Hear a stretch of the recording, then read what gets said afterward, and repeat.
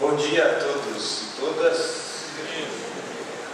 Eu quero iniciar falando da minha profunda gratidão à diretoria da Faculdade de Teologia pelo convite estendido a mim de ministrar a aula magna no primeiro semestre, que eu também estou começando a minha atividade docente aqui na faculdade. Então, eu sou o professor reitor Paulo, muito obrigado a toda a direção pela confiança. O que eu apresentarei a seguir é resultado da minha dissertação de mestrado, apresentada aqui nesta casa, como a gente já informou. E na ocasião da apresentação estavam presentes o professor Etienne, que era meu orientador, o professor Rui, à época ainda na reitoria da Faculdade de Teologia, e o professor Ronaldo Cavalcante, que atuava, eu não sei onde ele está atuando agora, mas ele atuava no Mackenzie. Além deles estavam presentes a minha esposa, Ana Marta, o meu sogro, Fábio, e meu cunhado, Pedro Marcos. Foi bastante para me deixar apavorado naquela ocasião. Então você imagina, em que pese o fato da Ana Marta não estar agora aqui, eu continuo bem apavorado. É uma alegria e uma honra mesmo, né? É mais uma honra estar aqui ministrando a aula magna, algo para se contar para minha mãe, né? O pessoal que esteve aqui na Semana de Estudos Teológicos já deve conhecer essa história, bem que foi na noite. Mas quando eu decidi fazer teologia, eu fui procurar minha mãe e disse a ela assim: mãe, eu vou estudar teologia. A minha mãe é católica romana, então o estudo da teologia está vinculado ao sacerdócio e logo ao voto de castidade. Então ela disse: mas eu queria ter netos, ou celibato. Aí eu expliquei para ela, a configuração do sacerdócio. O metodista disse: não, isso não inviabiliza. Aí ela soltou uma frase assim: mas você não acha melhor fazer uma faculdade antes de teologia? Aí eu preferi não argumentar. Eu terminei meu curso de teologia, minha mãe veio na formatura.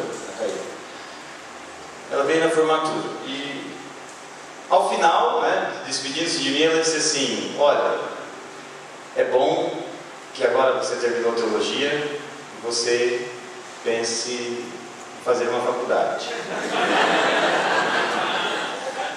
E em continuidade à Faculdade de Teologia, eu fui aprovado no mestrado aqui, e liguei para minha mãe, dizendo: olha, eu vou começar no mestrado, na metodista e tal. Ela: puxa, que interessante, e a faculdade? Eu terminei a minha dissertação de mestrado, foi apresentada aqui e a dissertação foi publicada. E eu fiz uma dedicatória no livro, e fui entregar aos meus pais. E entreguei, e ela leu a dedicatória e disse assim: olha, eu estou muito orgulhosa de você, mas eu tenho uma preocupação.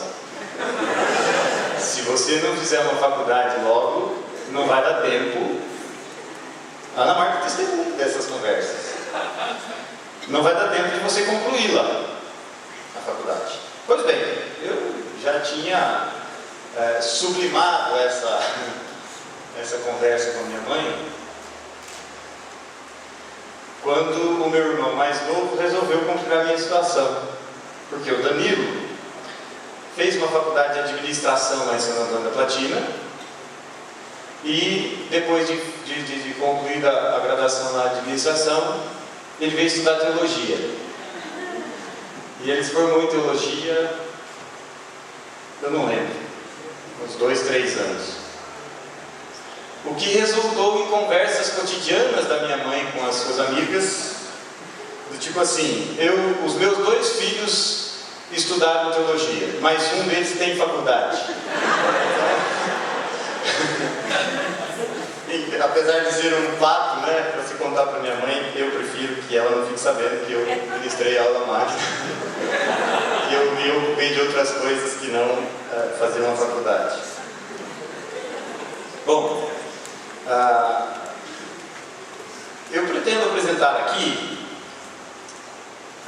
os resultados da minha pesquisa de mestrado na área da reflexão teológica do Dietrich Bonhoeffer, especialmente com ênfase ao desenvolvimento teológico do Bonhoeffer, o que nos leva à reflexão sobre a cristologia presente em suas obras, e a cristologia como um elemento de continuidade. O Bonhoeffer, como é comum aos teólogos do século XX, também possui algumas fases. Então, você tem a primeira fase, a fase acadêmica; a segunda fase, uma fase mais acentuadamente eclesiástica; e a terceira fase, uma fase mais, na falta de um termo melhor, em português a gente pode falar uma fase contemporânea. No alemão isso é uma palavra grande, Mitmenschlichkeit, significa a solidariedade ao ser humano, não é? A gente traduz como contemporaneidade. Então, do Cristo existindo em comunidade ao Cristo Senhor do mundo, um possível itinerário da reflexão teológica de Dietrich Bonhoeffer. Me perdoe pelo erro aí no B, né? Eu não consegui revisar tudo, e suas contribuições para a teologia contemporânea. Esse é o tema. A aula está dividida na primeira parte com algumas informações biográficas,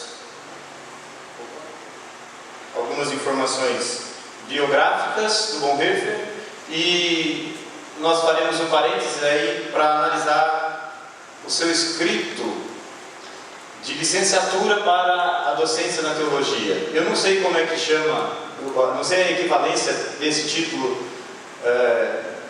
no Brasil. O Habilitationsschrift não é um doutorado, não sei se é um doutorado, um pós-doutorado, é uma habilitação que na Alemanha é exigida dos docentes que vão começar a lecionar teologia. Eles precisam escrever, e o Bonhoeffer escreveu o seu trabalho intitulado Ato e Ser. Nós vamos enfatizar isso também num segundo momento. E aí, no terceiro momento, a gente vai concluir com a transição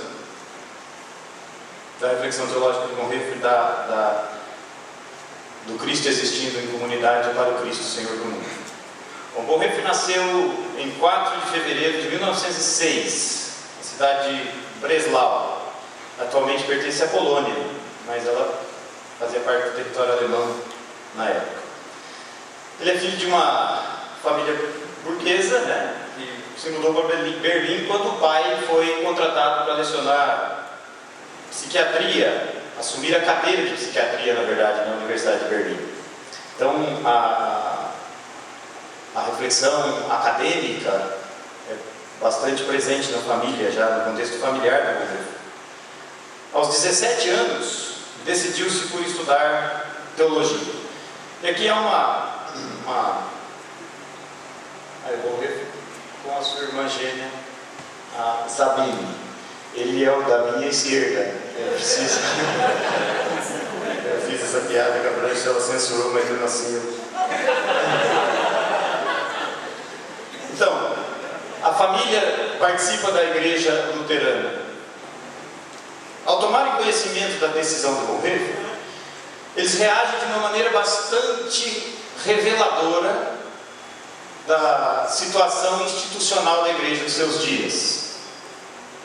Ao ouvirem a decisão pela teologia, o pai e os irmãos e amigos mais próximos de Bonhoeffer consideram um desperdício que uma mente tão brilhante se dedicasse a uma instituição burguesa à beira da falência. Essa era a interpretação que eles faziam da igreja naquele momento. A igreja é uma instituição burguesa à beira da falência. Aí Bonhoeffer responde à reação dos seus familiares com uma afirmação que servirá como um indício do início da sua reflexão teológica. Olha, neste caso, se a igreja então for uma instituição burguesa à beira da falência, eu devo reformar a igreja. Eu fico imaginando quantos de nós, na nossa experiência vocacional, adquirem esta resolução e essa coragem, né? Olha, eu preciso, se for o caso, reformar a igreja do meu tempo. Então esse ímpeto reformador, não apenas conservador, não apenas de adaptação à realidade institucional, é algo importante, já na vocação, né, do Bonhoeffer. A igreja não é algo que deva ser, pelo menos na sua manifestação histórica, que deva ser assimilada criticamente. Se necessário for, ela deve ser reformada. Desde então, o jovem teólogo dedicou-se à árdua tarefa de discernir o significado teológico da comunidade de fé, bem como interpretar e confrontar, sempre que fosse o caso, as características da igreja do seu tempo. Aí uma foto que eu vi com a sua turma, em 1923. Não sei se dá para ver, mas ele está bem abaixo desse cara que faz um X. Ele todo certinho. Faculdade de teologia, as turmas de teologia sempre tem um que engraçadinho, né? Com a ascensão do Hitler ao poder, na verdade, em 1933, há um evento de que a irreversibilidade do domínio do Hitler é reconhecida, né? Me escapa agora, não sei se ele consegue conquistar a França e algumas outras coisas. O Bonhoeffer se viu impedido pelo Partido Nacional Socialista de continuar ministrando aulas na Universidade de Berlim. Ele tinha acabado de escrever a sua habilitação, né? Ato e ser. Contudo, como ele resistia profundamente à ingerência ideológica do Partido Nacional Socialista sobre o ensino, ele declina da sua indicação e abandona então a universidade. Juntamente com outros membros da recém-formada Igreja Confessante, ele participou da famosa declaração, né, que institui a Igreja Confessante. Ele iniciou as atividades docentes num seminário clandestino em Finkenwalde, no ano de 1935. Bonhoeffer dirigiu esse seminário até 1937, quando ele foi definitivamente fechado pela Gestapo, a polícia nazista. E essa atuação dele à frente do seminário em Finkenwalde resultou na elaboração de alguns dos seus textos mais conhecidos em língua portuguesa. Discipulado, que nós temos aqui à venda na livraria Angular. Isso, Gabriel, depois a gente acerta aí. Vida e comunhão, tentação, todas são dessa época, dessa vivência comunitária docente. Seria como uma faculdade de teologia em regime de internato, né? Ele vivendo também junto com os docentes. É desta época então, desta ruptura com uma carreira universitária formal e a dedicação à docência teológica no ambiente de seminário, portanto com uma ênfase mais comunitária, que surge em discipulado. Depois mais para frente a gente vai ver como isso impacta. Esses são os alunos do Bonhoeffer lá no seminário, então não é uma turma muito grande. Com o fechamento do seminário, o Bonhoeffer intensifica a sua atividade política de resistência ao nazismo, infiltrando-se no serviço de contra-espionagem de Hitler. Então ele vai trabalhar num serviço do Partido Nacional Socialista, que tem a função de detectar ataques e possíveis investidas. Mas dentro deste serviço ele começa a articular planos para tirar a vida do ditador. Eu não sei quantos de nós já assistiram Operação Valquíria, é assim que chama, né? Operação Valquíria, talvez o mais famoso dos atentados fracassados contra o Hitler. O Bonhoeffer participou diretamente, não do Operação Valquíria, mas de um outro. Né? Em um deles a bomba não explodiu, né? E foi esse que deixou rastros, então, que o levaram, que o tornaram alvo da Gestapo e, consequentemente, resultaram na sua prisão em Tegel.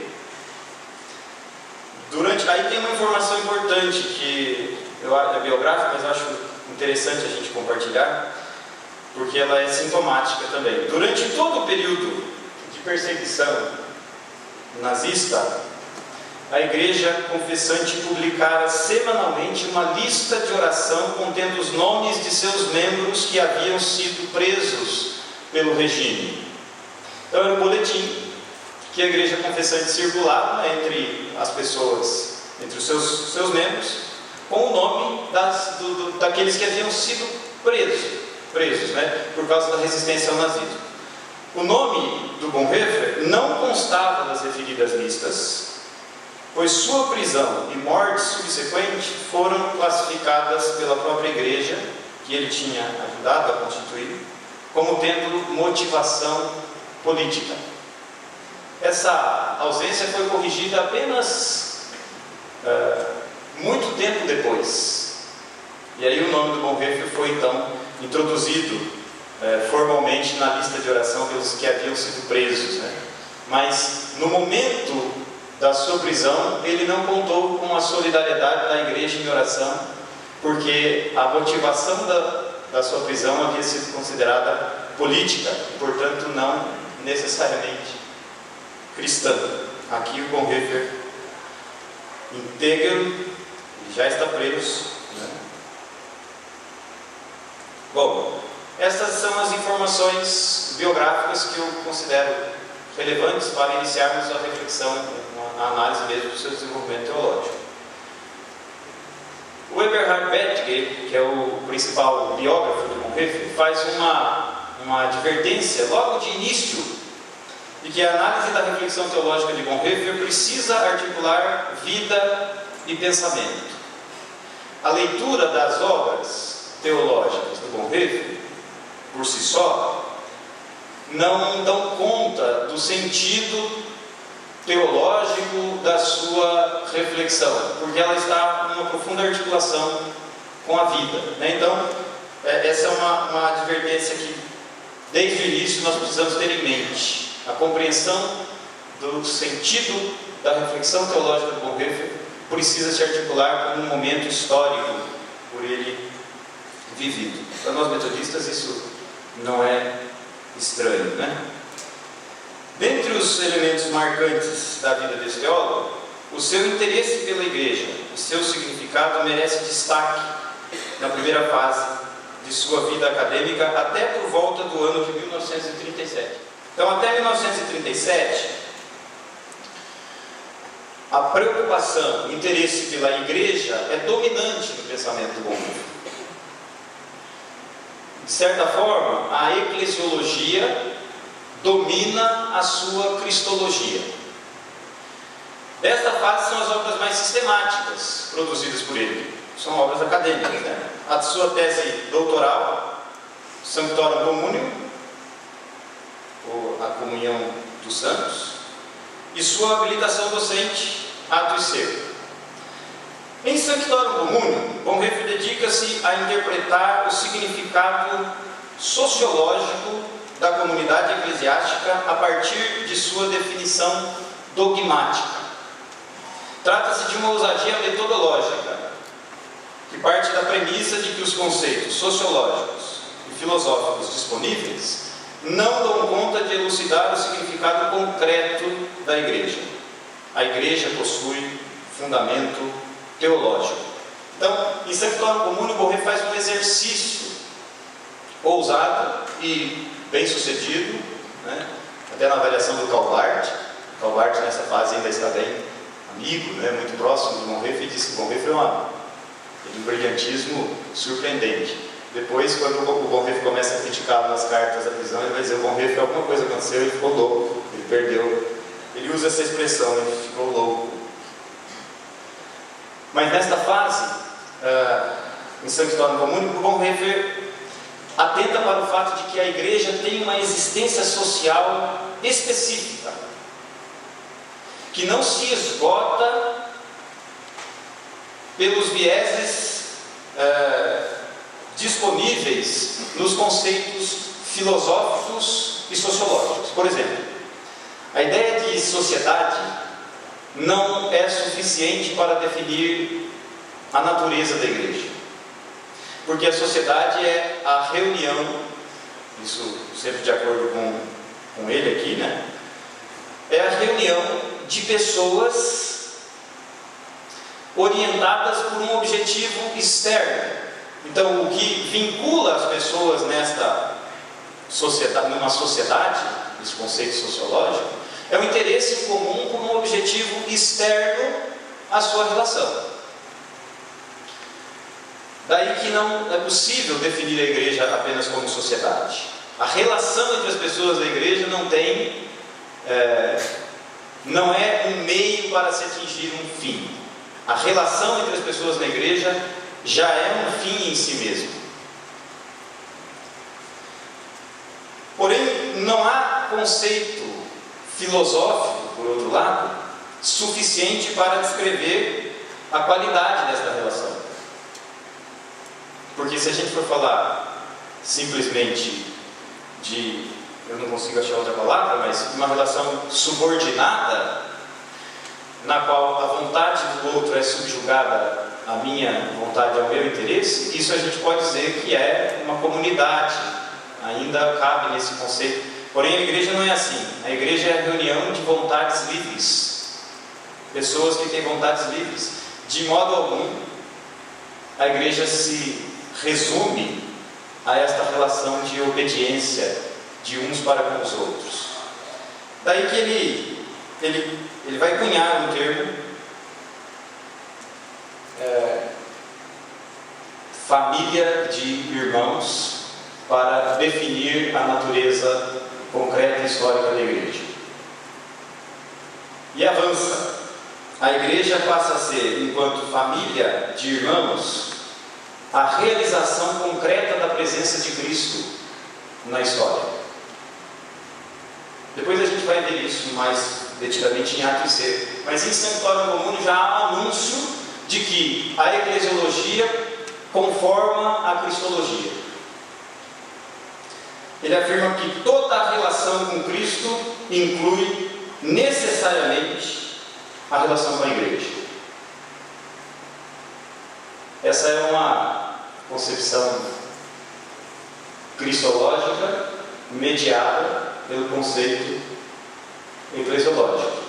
Posso falar assim, o professor Zé Carlos está ali e compartilha comigo a aula de eclesiologia, mas há uma predominância da eclesiologia sobre a cristologia. Não se sabe quem é Cristo a não ser pela igreja. Em Sanctorum Comune, Cristo é apresentado como existente em comunidade. A comunidade dos que creem é Cristo existindo no mundo. E aí, em Atos C, o Bonhoeffer se propõe, aqui a gente vai dar para fazer um parênteses, né, para conversar um pouco sobre essa obra, se propõe a intrincada tarefa de relacionar criticamente o transcendentalismo de Kant, o idealismo de Hegel e a antropologia bíblica ou doutrina da revelação bíblica a respeito da natureza humana.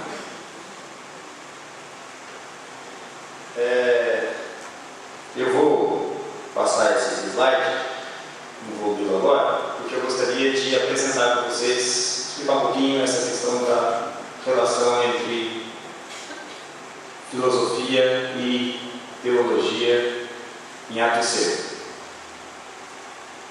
Bonhoeffer, quando ele começa a escrever essa obra, ele está profundamente interessado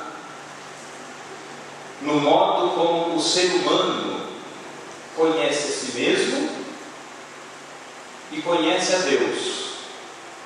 Então ele vai afirmar que esse procedimento, o problema do conhecimento, que a gente vai tratar como epistemologia, é no fundo antropologia, porque dependendo do seu conceito epistemológico, você acabará abraçando um significado antropológico de uma ou outra natureza. Daí decorre que a possibilidade do ser humano, a possibilidade do conhecimento humano, implica num significado da possibilidade de conhecer a Deus e a si mesmo a partir do próprio ser humano.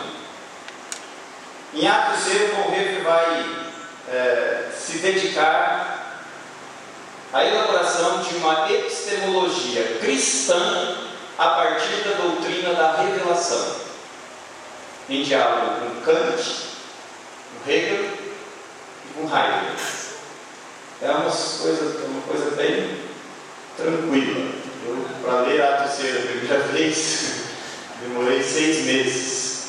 Aí, quando eu fiquei sabendo que ele ia ter a aula magna, eu me meti a ler e terminei ontem. Hoje, às 2 e pouco da manhã, ainda estava lidando com essa questão. Mas eu vou resumir da seguinte forma: o Kant pressupõe que o conhecimento humano é possível por causa da vinculação humana ao transcendental. Há um a priori que possibilita o conhecimento humano, e esse a priori se estabelece antes mesmo da razão, antes mesmo da consciência do ser, e é ele que me habilita a conhecer o mundo ao meu redor e a mim mesmo como estando em referência a. Daí o transcendentalismo do Kant. O ser humano jamais consegue compreender a si mesmo enquanto ser, mas apenas enquanto ato. Por quê? Só na reflexão a respeito de si mesmo e do mundo ao seu redor, o ser humano se entende como ser em referência a, ou ser aberto à transcendência. Deste modo, o Kant deixa a porta aberta para a ideia transcendental de Deus. Tá? Uma vez que o sujeito conhecedor não pode se autodefinir, não há um conceito definitivo desse sujeito conhecedor que esteja disponível na consciência dele ou no mundo ao seu redor. Ele conhece como o ato de pertencer a essa realidade, mas que ao mesmo tempo transcende a essa realidade. A porta está aberta para a ideia de Deus como não objetivação do ser. Então, o Bonhoeffer vai dizer que o transcendentalismo do Kant tem um problema a partir da ideia da revelação cristã. Porque na revelação cristã, Cristo se apresenta à humanidade como ser último, porém contingente. O elemento de não objetivação está, de certa forma, objetivado em Jesus Cristo. Jesus é uma pessoa, ele é um ser humano, e a ideia de Cristo objetiva o que para Kant é a não objetivação do ser. O Bonhoeffer vai dizer então que na medida em que a própria razão se torna crítica da razão, ela restabelece seus direitos originais. Em outras palavras, o ser humano compreende a si mesmo em última instância, não a partir da transcendência, mas de si mesmo, da razão ou dos limites que a razão tem prescrito a si mesma, sejam eles de natureza ética ou racional. Nós estamos então no império da razão. Todo o conhecimento que eu sei sobre Deus e sobre mim foi produzido a partir da atividade consciente e racional, a partir do ato de conhecer. Daí que esta transcendentalidade postulada por Kant não é, na verdade, transcendentalidade. É só um exercício da razão testando os seus limites. Aí, depois, ele vai trabalhar a radicalização do transcendentalismo de Kant no idealismo de Hegel. Por quê? Se Kant ainda deixa alguma abertura para a transcendência do sujeito que conhece, o Hegel fecha esse círculo, afirmando que o eu subjetivo, conhecedor, dominará toda a realidade. Há um problema em Kant, de acordo com Bonhoeffer, que não é possível delimitar o eu absoluto. E esse problema é radicalizado em Hegel, porque o eu absoluto é então, entre aspas, confundido com o eu do sujeito que conhece. Veja, o Bonhoeffer diz que o eu autopensante em Hegel não é mais o ne plus ultra da filosofia, ou seja, não é mais a preocupação referencial. Ne plus ultra é uma expressão do latim, eu não sei, não lido muito bem com essas coisas, mas é o seu ponto de partida. Todo pensar filosófico do Hegel parte do pressuposto de que o ser humano é capaz de conhecer a si e, conhecendo a si, conhecer a Deus. Essa é uma radicalização presente, e por isso o Bonhoeffer vai ser radical, vai ser bastante uma crítica ácida ao Hegel, dizendo que o Hegel escreveu uma filosofia de anjos, mas não da existência humana. Eu quero ler para vocês um poema do Rainer Maria Rilke, que sintetiza, ilustra esta dificuldade apontada por Bonhoeffer de desprender Deus do sujeito nas concepções do idealismo. Eu não sei quantos conhecem, é um poema bastante conhecido do Rilke. O título em alemão é Was wirst du tun, Gott? Ou O que será de ti, Deus? E o poema é assim: veja como Deus é confundido com a personalidade subjetiva do ser humano. Veja, Deus, o que será de ti quando eu morrer? Eu sou teu cântaro, e se me romper? Eu sou a tua fonte, e se me corromper? Sou teu agasalho, sou teu afazeiro. Vai comigo o significado teu. Não tem mais habitação após mim, Deus, na qual sua palavra era acolhida pronta e eternamente. Caem de teus pés as macias sandálias que sou eu. De ti desprende-se o teu longo manto, o teu olhar que a minha face acolhe com ternura, virá procurar-me longamente e deitar-se-á ao pôr do sol em algum canto entre pedras estranhas: Deus, o que será de ti? Tenho medo, tanto. Essa é uma poesia do Rilke que ilustra muito essa confusão que o Bonhoeffer vai chamar de psicologismo teológico. Eu aí, com licença, não vai se sentir ofendido, mas na minha prática pastoral acho que muita gente tem isso, uma relação com a divindade, com o sagrado, tão íntima, tão inacessível a quem quer que seja, que não seja ele mesmo,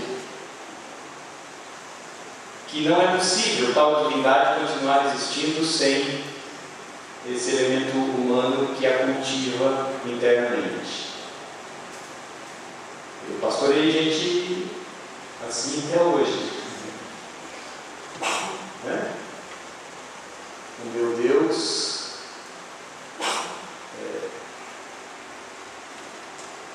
realiza coisas ordinárias e extraordinárias, mas ele é tão meu que ele se tornou um objeto do meu conhecimento, portanto, um ídolo. Sou eu quem defino a essência da existência deste Deus. E esse é um problema sério para o Bonhoeffer, porque daí Cristo se torna inútil. Se era possível conhecer a Deus a partir de mim mesmo, como justificar a morte de Cristo? Para que tanto esforço, né? Se uma simples autorreflexão me revelaria a divindade, como justificar o evento Cristo como morte e ressurreição? Bonhoeffer diz então que o transcendentalismo e o idealismo são expressões do cor curvum in si, do Lutero, né? Acho que é Lutero, não sei quem que. Eu não tive o cuidado, me perdoe, de traçar a origem, né, desse conceito. O cor curvum in si, ou seja, o sujeito voltado para si mesmo, a mente que se esgota na sua própria auto-reflexão. Aí ele vai dizer assim, olha, o evangelho da mente, eu gostei muito desta expressão. O evangelho da mente, descobrindo-se em Deus e Deus em si mesmo, foi anunciado de modo muito sedutor pelo idealismo à teologia, para que esta resistisse aos seus encantos, e muito apressadamente concluiu-se que, se ser é essencialmente consciência, Deus deve ser na experiência religiosa. Eu não sei quantos de vocês na atividade do exercício pastoral, às vezes, né, terminando o culto, o pessoal fala: pastor, o culto hoje foi maravilhoso, né? Eu não escuto muito isso, né? Não sei, deve ser alguma. Mas esse anseio por determinado tipo de sensações é indício de que nós estamos transformando Deus num objeto da nossa própria mente e correlacionando a Ele conteúdos que são da existência humana. Deus é apenas em mim, Deus existe ou é apenas em minha consciência religiosa. Esse é o problema, então, aí a gente acaba a análise do transcendentalismo e do idealismo. Aí o Bonhoeffer começa a analisar a reflexão filosófica do Heidegger e dá um voto de confiança ao exercício filosófico de Heidegger, porque o Heidegger se propõe a analisar a consciência, o ser, a existência a partir da própria existência. Ser para Heidegger ser ali, é o Dasein, que está circunscrito a uma realidade histórica determinada. Então, o Heidegger, de certa forma, resolve um problema de ato e ser que estava em aberto no Kant de Hegel. Ele começa a trabalhar a continuidade do ser como ser aí. O problema do Heidegger, para o Hegel, é que na reflexão filosófica heideggeriana não há espaço para a ideia da revelação. E com o conhecimento na revelação de que finitude é criaturalidade, esse conceito de criaturalidade está ausente do Dasein.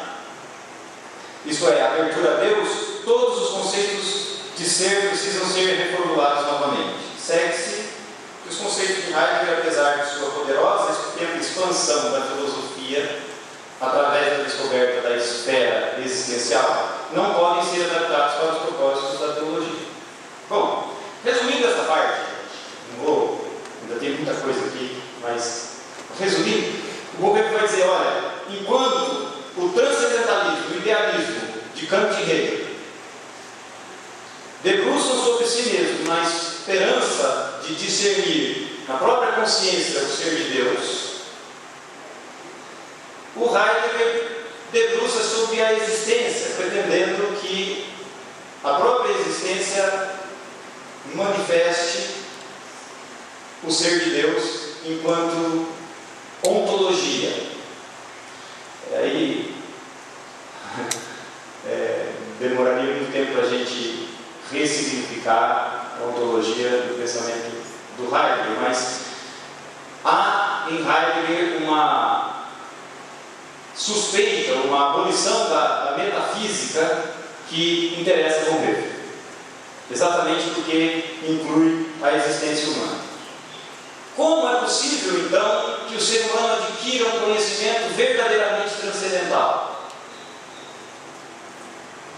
Transcendental no sentido de que não seja não objetivável, como é em Kant, mas que também não seja uma entidade histórica acessível e sempre à disposição da minha mente, como parece ser o caso do Dasein de Heidegger. Aí a resposta de Bonhoeffer é surpreendente. A solução do problema de ato e ser, conforme se encontra na discussão filosófica transcendental, idealista e ontológica, é a Igreja. Eu fiquei muito assustado, porque ele traz todo o arcabouço conceitual para a sua solução na Igreja. Como a Igreja? A Igreja é Cristo existindo em comunidade. Portanto, em ato e ser, Cristo é a revelação que não se confunde comigo mesmo, portanto, é alguém que fala de mim a partir de fora de mim, mas que me afeta também. Aí o que nos interessa, antes da gente voltar nos slides, é uma crítica do Bonhoeffer ao Karl Barth. Aqui é um distanciamento do Karl Barth da teologia dialética, porque o Karl Barth, quando ele vai falar da teologia, ele fala da teologia como dever e como impossibilidade. Nós, enquanto cristãos, devemos fazer teologia, mas enquanto ser humano, falar a respeito de Deus é impossível. Tudo o que eu falo a respeito de Deus já não é Deus. É isso que o Karl Barth vai dizer. O Bonhoeffer diz, não, é necessário que haja uma objetivação deste anúncio, que não seja simples projeção da mente humana, mas que também se relacione, que inclua a existência humana. E essa possibilidade de falar do ser de um modo genuinamente transcendental e ontológico é a Igreja. Na pregação nós encontramos a palavra de Deus como sendo este referencial ontológico externo a mim, mas que me inclui. Daí decorre uma afirmação do Bonhoeffer, importante em Ato e Ser, de Cristo sendo comunidade no presente. Então a igreja não é só o símbolo da presença de Cristo, não é só a presença. A igreja, para Bonhoeffer em Ato e Ser, é Cristo existindo no presente. É claro que aqui a gente não está falando da instituição religiosa, dos ritos, nós estamos falando dessa relação específica entre pessoas dentro da igreja. Ele diz assim: a igreja é a revelação final de Deus em Cristo. Em Ato e Ser, portanto, há o início de uma transição. Por quê? Eclesiologia e cristologia começam a inverter os polos. Né? Estar na igreja é estar em Cristo. Agora, a gente gradativamente vai ver que estar em Cristo não significa um compromisso exclusivo com a dimensão ritualística da igreja. Bom, Ato e Ser termina desta forma. Né? Há duas possibilidades do ser humano existir no mundo e conhecer a si mesmo: ser em Adão, ou seja, estar alienado de Deus, ou ser em Cristo, entender-se reconciliado com Deus. Só que não é possível para o ser humano em Adão acessar a sua própria condição, porque isso seria novamente projeção da sua própria reflexão. Então, para que você entenda, para que a humanidade entenda o ser Adão, o ser em Adão, ela precisa ser em Cristo. Bom, vamos lá, vamos para frente para a gente conseguir dar conta de tudo aqui. Bonhoeffer cria uma categoria cristológica em Ato e Ser, do Cristo como ser para os outros. Não ser em si mesmo, não ser aí, mas ser para os outros. A partir daí a gente vai ver. Perdi aqui, Helena. Sequências rituais.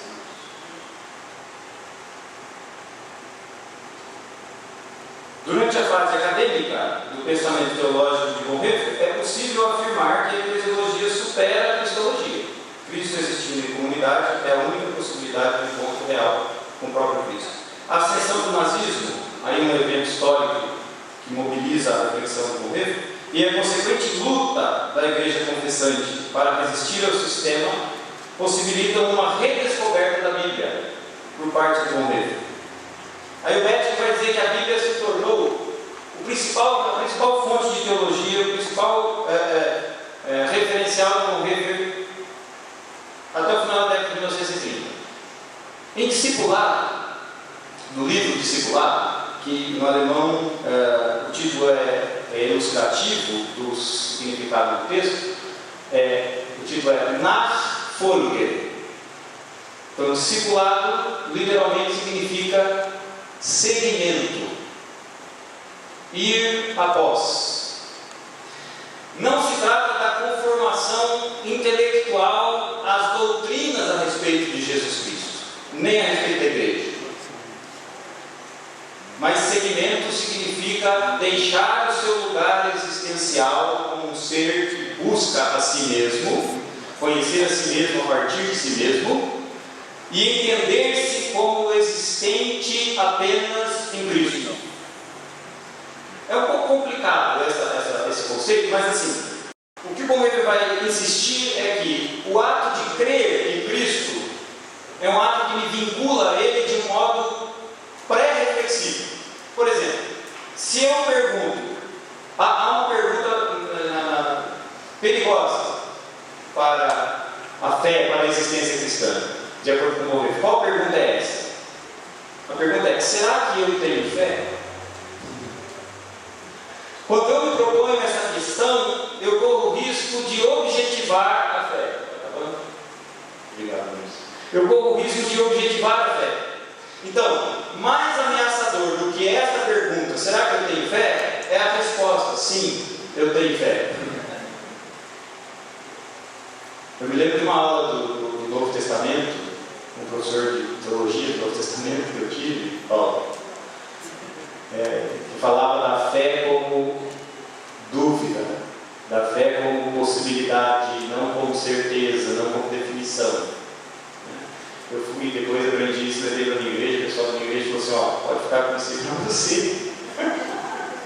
Mas aí a gente foi reformulando. O governo vai dizer assim, mais ameaçador do que perguntar a respeito da sua própria fé, é você afirmar, sim, eu tenho fé. Porque ele diz assim, enquanto eu estiver olhando para mim, em busca de Cristo, enquanto eu estiver olhando para mim em busca de Cristo, significa que Jesus Cristo não está em mim de fato. Porque quando Ele estiver, eu só olharei para Ele e não mais para mim. Bom, eu vou ler aqui agora, porque a gente já avançou demais aí o horário. Gradativamente, Bonhoeffer intensifica sua atuação política na resistência ao nazismo. Tal envolvimento afetará sua reflexão teológica profundamente, conforme testemunhos escritos sobre discipulado, principalmente sobre ética. Não vai dar tempo de a gente tratar sobre essa questão da ética, mas é interessante o conceito de ética do pensamento de Bonhoeffer como uma apropriação da realidade a partir de Cristo e não como uma conduta decorrente de um sistema ético-moral do conhecimento do bem e do mal. Muito legal. De certa forma, a morosidade da igreja organizada, o ostracismo institucional e eclesiástico e a própria capitulação da teologia alemã ao nazismo causam profunda decepção em Bonhoeffer.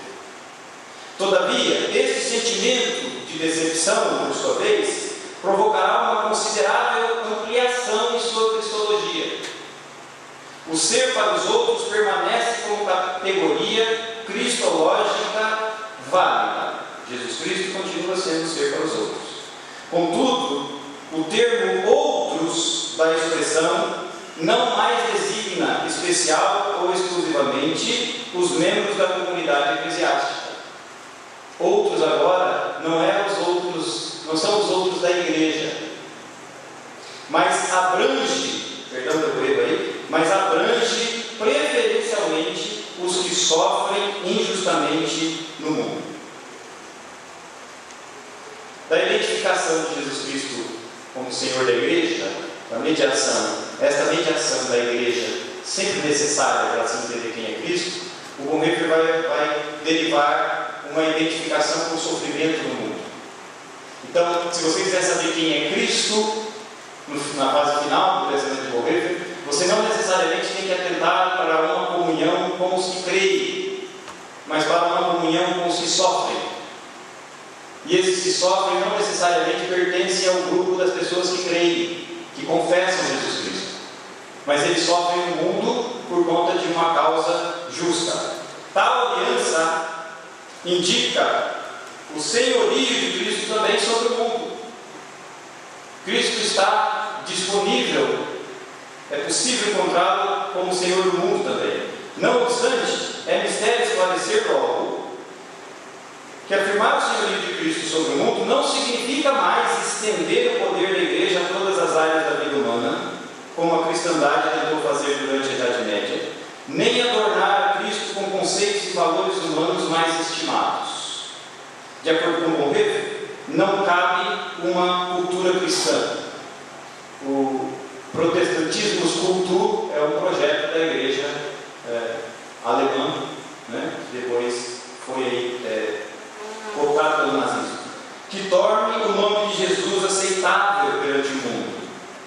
Pelo contrário, o Cristo crucificado tornou-se refúgio, justificação, proteção e exigência para os valores superiores de seus defensores em sofrimento. É junto ao Cristo que sofre e é perseguido em sua comunidade que direito, verdade, humanidade e liberdade se refugiam. Procura-se a proteção do Cristo que não teve abrigo na terra, do Cristo da manjedoura e da cruz, excomungado do mundo, mas que só assim revela toda a amplitude do seu poder. Dito de outro modo, passa aqui. Há espaço na mensagem cristã para o esforço, isso é importante. Se você quiser guardar alguma coisa do pensamento de Bonhoeffer, guarde isso. Dito de outro modo, há espaço na mensagem cristã para o esforço humano de fazer o bem. Jesus se importa com aqueles e aquelas que sofrem por uma causa justa, mesmo que não seja exatamente a confissão de seu nome. Ao final de sua trajetória teológica, Bonhoeffer discerniu no sofrimento pela justiça e na associação com os que sofrem e lutam pela justiça a atualização do evento cristológico primordial em Jesus. O que só é possível até aqui na comunhão da igreja. Então, uma transição do Cristo ao mundo e não mais só da igreja a Cristo. De modo que a dimensão secular da vida passara não apenas a ser legitimada, mas muito além disso, estabelecera-se como locus privilegiado da revelação e do encontro com o próprio Cristo. Aqui a cristologia vai exigir uma ressignificação da própria igreja, da própria eclesiologia, se a gente quiser. Aí então, algumas considerações finais. Quando se analisa a produção teológica de Bonhoeffer, torna-se evidente a transição gradativa de suas ênfases teológicas, partindo de uma eclesiologia que determina, que conforma a cristologia, e desembocando numa cristologia que ressignifica a eclesiologia. No Brasil, isso é programático, né? No Brasil, o mártir superou o teólogo em Bonhoeffer. Então, pelo caminho da teologia da libertação, nós assimilamos o testemunho do Bonhoeffer mais do que a sua reflexão teológica. Se a gente for olhar a reflexão teológica dele em si, a gente vai ver que ele está em constante reflexão com a igreja e com Cristo. Uma coisa importante é que, fora do Brasil, por exemplo, na Inglaterra, quando o bispo Robinson publica o Honest to God, o Honestos perante Deus, que depois vai ser ministro da teologia radical, a teologia da morte de Deus nos Estados Unidos, eles interpretam essa transição, eles perdem essa transição cristológica no pensamento de Bonhoeffer e vão dizer assim: há um Bonhoeffer que é teólogo da igreja e há um Bonhoeffer que é ateu. Imagina o cara começa como teólogo da igreja e termina como ateu, porque perdeu-se o nexo cristológico da reflexão do Bonhoeffer. Então é importantíssimo que a gente entenda que, para a avaliação, para a continuidade da reflexão teológica do Bonhoeffer, a sua cristologia é central. Contudo, permeando constantemente esta transição, há um elemento da revelação divina como alteridade, ou seja, a inegociável exigência da relação com os outros, como premissa para o encontro com o outro. O divino só se experimenta, perdão novamente aí, como tu. O divino só se experimenta como tu, jamais como eu mesmo. Tá bom? Ao divino, imagina, desse tamanho. A transição teológica de Bonhoeffer corresponde sua trajetória biográfica, com acentuada influência do contexto imediato para sua reflexão. Para citar a forma clássica deste desenvolvimento, eu não gosto dessa classificação, mas eu preciso, por honestidade, dizer que ela é feita pelo Bettke.